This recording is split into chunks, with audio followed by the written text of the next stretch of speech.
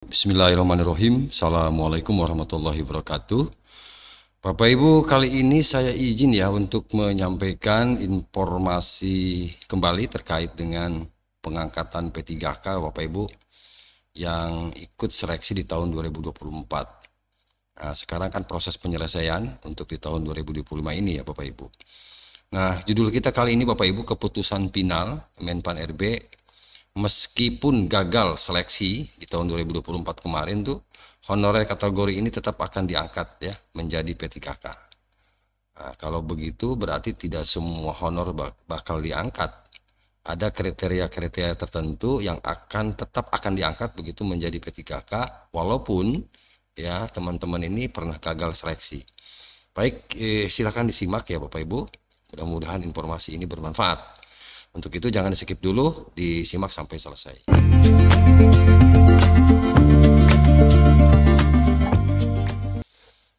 Kita lanjutkan ya Bapak Ibu. Pemerintah resmi mengumumkan kabar penting bagi para tenaga honorer di seluruh Indonesia. Meskipun tidak lulus atau gagal seleksi di P3K 2024, ada kategori honorer yang tetap akan diangkat menjadi P3K ya. Namun tentu ini ada perbedaan ya, karena P3K itu nanti kan ada dua jenis ya Bapak Ibu. Nah, keputusan ini tertuang dalam keputusan Menpan RB nomor 16 di tahun 2025. Jadi jelas ini sudah berdasarkan keputusan Menpan RB. Nah, teman-teman, bagi tenaga honorer yang telah mengikuti seluruh tahapan seleksi P3K di 2024 kemarin itu, tetapi tidak lulus atau tidak kebagian formasi, nah ini masih ada peluang untuk tetap diangkat menjadi P3K paruh waktu. Oh gitu ya Bapak Ibu. Nah ini sesuai dengan keputusan Menpan RB nomor 16 tahun 2025. Jadi tetap ada peluang, namanya sama P3K, hanya mungkin jenis P3K-nya berbeda. Ada P3K penuh waktu dan ada P3K paruh waktu gitu ya. Baik. Nah, pengangkatan P3K paruh waktu ini Bapak Ibu, ini tentu ada tahapan ya, tidak serta-merta asal diangkat. Ada tahapannya. Yang pertama apa? Pertama, instansi pemerintah ya mengusulkan kebutuhan P3K paruh waktu ke Menpan RB. Jadi yang ada instansi pemerintah daerah maupun pusat ya. Jadi instansi pemerintah daerah pun instansi pemerintah pusat itu nanti diminta untuk mengusulkan kebutuhan P3K paruh waktu ke Menpan RB. Artinya kalau tidak diusulkan jangan harap bisa diangkat. Nah, berarti tergantung kepada instansi Bapak Ibu. Ya, tergantung instansi daerah, instansi pusat yang harus mengusulkan dulu ke Menpan RB untuk kebutuhan P3K paruh waktu. Kemudian yang kedua, tahapan yang kedua, Menpan RB nanti menetapkan rincian kebutuhan berdasarkan usulan. Itu Bapak Ibu. Jadi mengusulkan dulu, baru setelah itu merinci kebutuhan ya oleh Menpan RB. Berarti kan harus masuk dulu tuh usulannya gitu ya. Lalu yang ketiga, PPK, ini pejabat pembina kepegawaian maksudnya, mengusulkan penerbitan nomor induk P3K ke BKN gitu ya. Nah, tahapan yang keempat, BKN nanti menerbitkan nomor induk dalam waktu maksimal 7 hari ya, maksimal 7 hari. Jadi paling lama 7 hari itu untuk segera dikeluarkan. Kemudian PPK, pejabat pembina kepegawaian, menetapkan pengangkatan sesuai aturan yang berlaku. Nah, setelah resmi nanti diangkat Bapak Ibu, P3K paruh waktu melaksanakan tugasnya berdasarkan perjanjian kerja. Gitu Bapak Ibu ya. Berdasarkan perjanjian kerja.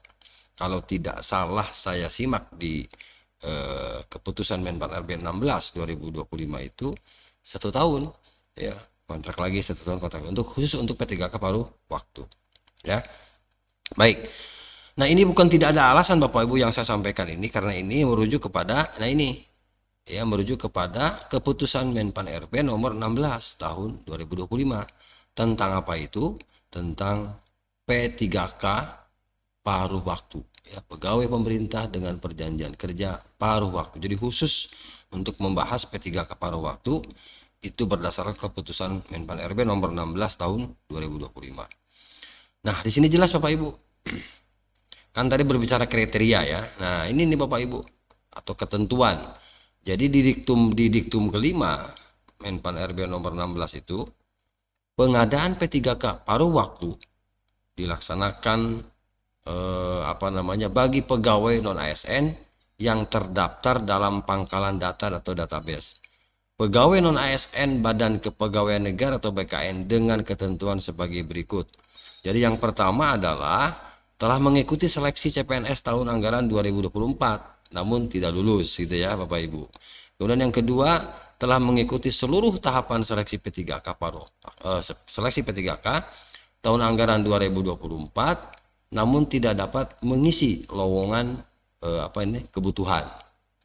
Jadi yang pertama tidak lulus, yang kedua juga tidak bisa mengisi kekosongan lowongan kebutuhan. Gitu ya Bapak Ibu.